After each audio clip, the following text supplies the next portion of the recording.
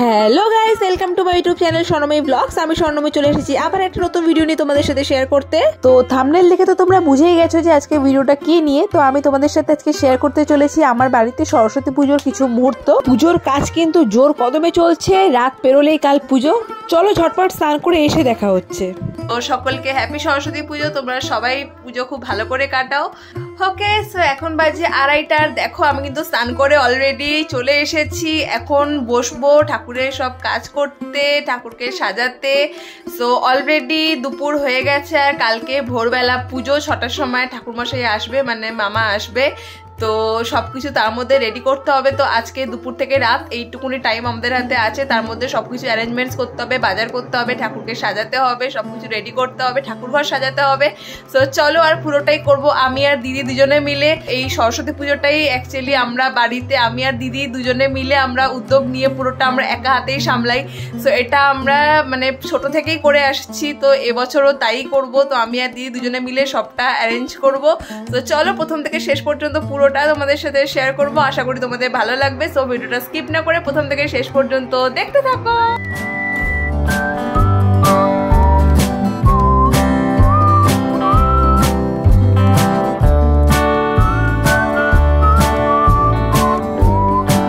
তো দেখো এখানে মা সরস্বতীকে শৃঙ্গার করার জন্য কিন্তু এরকম বাসন্তী কালারের সুন্দর একটা সিল্কের শাড়ি আনা হয়েছে। আর তার সাথে দেখো এরকম গোল্ডেন আর পার্লসের এরকম সুন্দর একটা মানে জুয়েলারি সেট আনা হচ্ছে। দেখো কি সুন্দর দেখতে এটা। আগের বছরের সাজ কিন্তু অলরেডি খুলে রাখা হয়েছে, এখন বিগ্রহ পরিষ্কার করা চলছে। বিগ্রহ পরিষ্কার করা হয়ে গেলে তারপর আমরা মাকে সুন্দর করে সাজাবো। এর আগের বছর মা কিন্তু একদম নর্মাল সেজেছিল, কিন্তু তারও আগের বছর কিন্তু মা একটু ডিফারেন্ট টাইপের সেজেছিল। এর আগের বারে কিন্তু আমরা মাকে ঢাকের সাজে সাজিয়েছিলাম, তো সেই লুকটাও কিন্তু দুর্দান্ত ছিল। তোমরা যদি দেখতে তাহলে বুঝতে পারতে। আমরা এবারে চেষ্টা করবো একটু ডিফারেন্ট কিছু করার। তো আমরা চেষ্টা করবো একটু সাউথ ইন্ডিয়ান টাইপের যদি কোনো লুক দিতে পারি। তো দেখা যাক শেষ পর্যন্ত কি হয়, তোমাদের সাথে আমি শেয়ার করব। 2000 years later. তো শাড়ি পরানো কমপ্লিট, এখন গয়না পরানো হচ্ছে। আর কয়েকটা গয়না পরানো জাস্ট বাকি রয়েছে, ওগুলো পরানো হয়ে গেলে দেন লুকটা পুরোটা কমপ্লিট হয়ে যাবে। তারপরে তোমাদেরকে দেখাবো। তো চলো, অলরেডি এখন সন্ধ্যা হয়ে গেছে, তো এখন বাজার করতে যাব। তারপরে এসে পুরো ফাইনাল লুকটা তোমাদের সাথে শেয়ার করব। এখনো কিন্তু অনেকগুলো কাজ বাকি রয়েছে।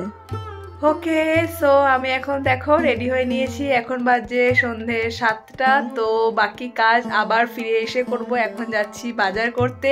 তো অনেক রাত হয়ে যাবে না হলে, এখন বাজারটা চটপট করে নিচ্ছি। আর কালকে পুজো, তো ভিড় তো অনেক হবেই। সো সেই জন্য তাড়াতাড়ি বাজারটা কমপ্লিট করে নিয়ে এসে বাকি কাজ আবার ফিরে এসে করব। তো সেটাও তোমাদের সাথে আবার শেয়ার করব। তো চলো এখন বাজারে যাওয়া যাক। তো বেরিয়ে আমি সবার প্রথমে সবজি বাজার করতে এসেছিলাম, শীতের জন্য যে সবজিগুলো লাগবে প্লাস বাড়িতে যা রান্না হবে সেই সবজি। তো তারপরে মা আমাকে একটা আইসক্রিম আর একটা চকলেট কিনে দিয়েছিল। তো সেটা খেতে খেতে বাকি যা লাগবে সেগুলো কিনছিলাম। তো তারপরে দিদি আর বাবা গেছিলো দশকর্মার বাজার করতে, আর ফল অ্যান্ড ফুল যেগুলো আর লাগবে সেগুলো করতে।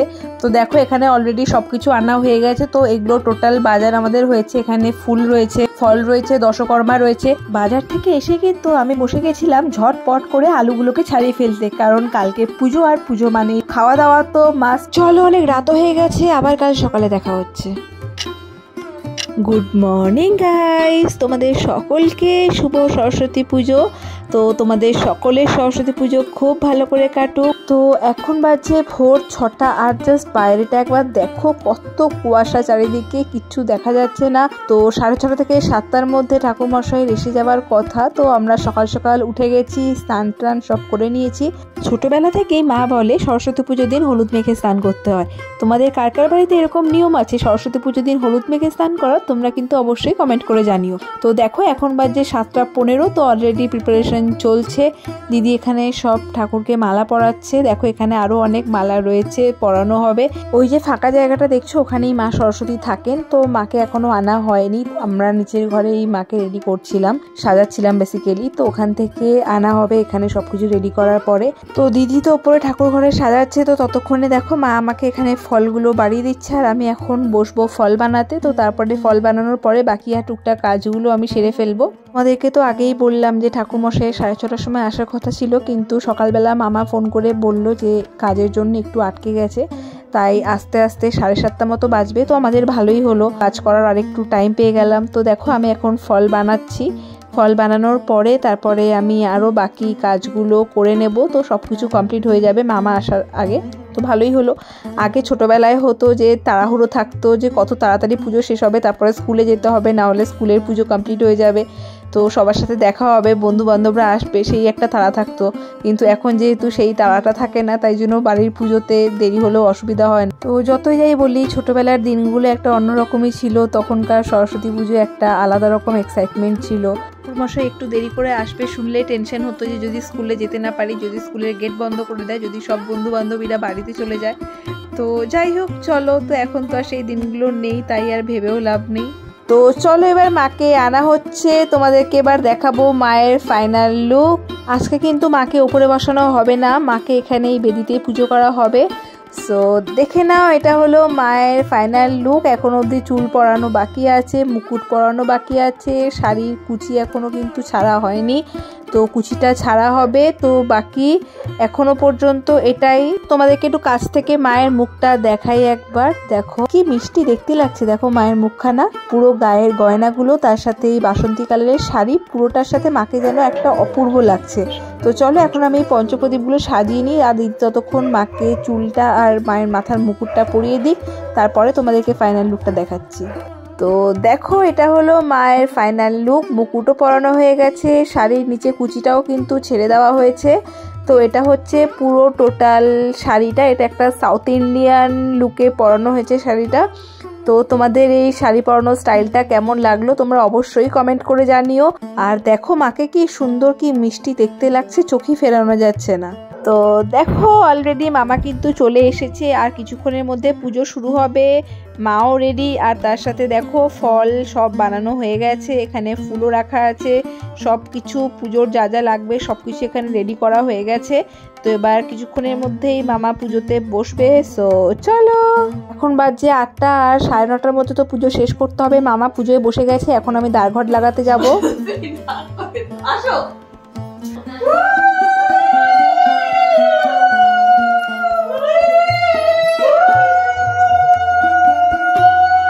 তো চলো, এখানে এখন দ্বারঘট বসানো চলছে, কলা গাছ অলরেডি বসানো হয়ে গেছে। এখন বাবা অলরেডি আগে থেকে মাটি দেওয়া ছিল, এখন তার উপর গঙ্গা মাটি দিয়ে ঘর দিয়ে তার উপর ডাব বসানো হচ্ছে। তো এটা বাবাই করে দিচ্ছে। তোমরা যারা আমার ব্লগ দেখো বা এর আগেও দেখেছো, তোমরা জানো যে আমার বাড়িতে যে কোনো পুজো হলেই আমার মেন কাজই হচ্ছে দ্বারঘট বসানো। তো আমাকে পুজোর সময় মানে বাবা মা দিদি ওরাই সব করে নেয়, তো আমাকে যেহেতু কোনো কিছু সেরকম করতে হয় না, তো এই একটা দ্বারঘট বসানোর কাজটাই যেটা আমার পার্মানেন্ট কাজ, যেটা সবসময় থাকে। যাই হোক চলো, এখন আমি একটু সিঁদুর দিয়ে নিচ্ছি। এর ওপর থেকে ফুল আনতে ভুলে গেছিলাম বলে নিচ থেকে কয়েকটা জবা ফুল পেরে তারপরে ঘটে ফুল দিয়ে দিচ্ছি। ঘট বসানো হয়ে গেছে, এখানে ওপরে পুজো কিন্তু প্রায় চলছে। আর দেখো ছোটোবেলায় তো আমরা কত কত বই দিতাম, যা বই থাকতো সবই দিয়ে দিতাম, কিন্তু এখন তো সেরকম বই থাকে না। তো সব কিছুই পিডিএফে পড়াশুনো, তো আমরা ফোন তো আর জমা দিতে পারবো না, তাই জন্য যেই কটা বই থাকে একটা দুটো করে বই ঠাকুরের কাছে জমা দিয়েছি। তো এখন সংকল্প করা হচ্ছে, সংকল্প করতে দিদি বসেছে।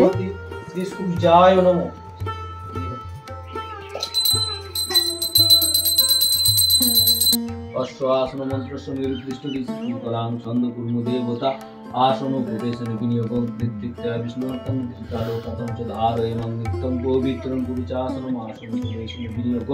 ওম নমো বাই গুরুভ্যে নমো পরম্পরে গুরুভ্যে নমো পরমেশ্বর গুরুভ্যে নমো লক্ষ্মী সর্বস্বতী দাতা।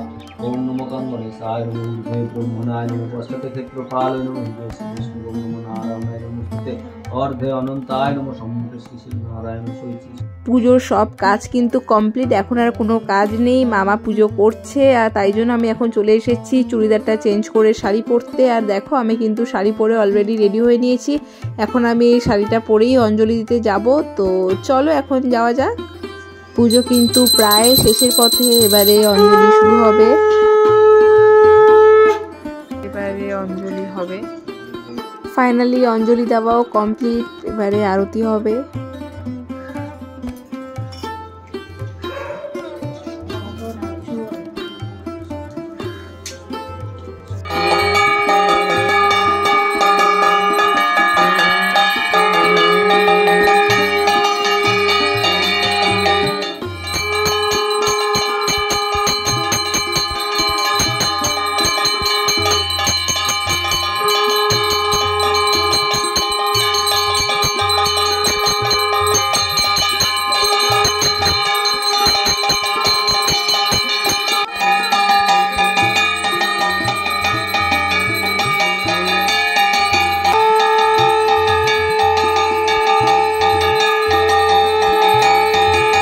পুজো শেষ, এখন উপোস ভাঙার পালা। চরণামৃত খেয়ে এক এক করে সবাই এখন চরণামৃত খাচ্ছে। তো এখন তোমাদেরকে আমি একটুখানি মাকে দেখাই। তো দেখো পুজোর পরে মায়ের লুকটা প্রথম থেকেই মাকে খুবই মিষ্টি দেখতে লাগছিল, এখন তো আরো মিষ্টি দেখতে লাগছে। তো চলো পুজো কমপ্লিট, এবার নিচে যাওয়া যাক, দেখি কি রান্না বান্না হচ্ছে। এখানে আলুর দম হচ্ছে,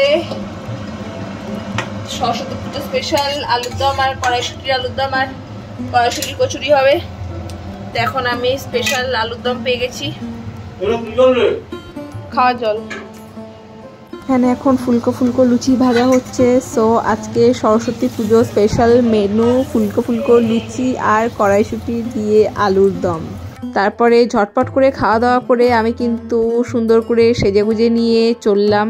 কোথায় যাচ্ছি বলি, আমি এই ফার্স্ট টাইম সরস্বতী পুজোতে যাচ্ছি ঠাকুর দেখতে, তাও আবার যাচ্ছি তালাপত্তয়। তো আমি এখন মেট্রোতে উঠে গেছি, নেমেছি বেলগাছিয়া, সেখান থেকে হেঁটে এখন যাচ্ছি 100 বছরের তালাপত্তয় সরস্বতী মাকে দেখতে।